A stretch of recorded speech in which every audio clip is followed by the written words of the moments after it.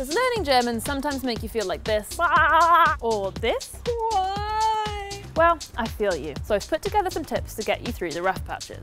A few German language hacks to give you a little breather along this journey we call Deutsch lernen. The nemesis of many a German learner, articles.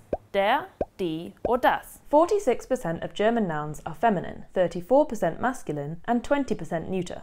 So statistically, if in doubt, die is your best bet. But it turns out there are a few general rules to give you a little bit of guidance while taking a wild guess. You can usually use der for seasons, days of the week and months, compass directions, weather, alcohol, except beer, that's das. And now for feminine words, numbers and fruit. Of course there are some exceptions, like it's der Apfel. Why do you have to be so difficult? And finally, neuter words. Use das for colours, letters, and materials, like wood or metal.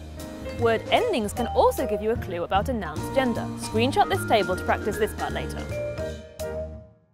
One of my pet hates about German is the way numbers are formed. It's not 64, but 4 and 60, 64. But once you hit the hundreds, things get even worse, because you have to jump from the hundreds back to the units and then to the tens. 245, 205 and 40.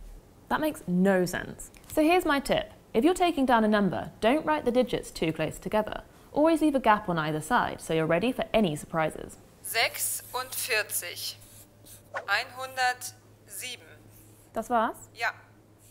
194 Das war... und 90. Be aware, when reading long numbers like telephone numbers, some Germans like to spice things up a bit by switching between using single digits and longer numbers. 01765 26 88 749. If you're in a conversation with a German and you're not really following what's going on, fear not. There are several words you can just throw in between some nodding and interested facial expressions in order to not give the game away that you've got no idea what's going on. Firstly, the more vague terms. Interessant. Echt? Krass. Ach so. Play around with the intonation to express surprise. Ach so. Or understanding. Ach so. If you get the impression that your conversation partner is looking for some positive feedback or affirmation from you, there are some perfect words that you can use to express that you are in agreement with what they're saying, whatever that might be. Stimmt, genau, klar.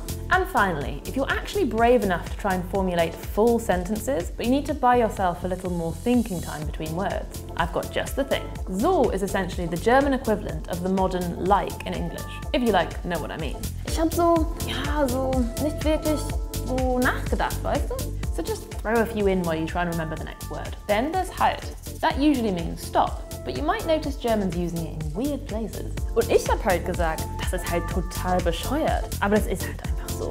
So in this case, it doesn't mean stop. In fact, it doesn't mean much at all. But it will help you sound like a local. If you've got any more German language hacks, then share them in the comments.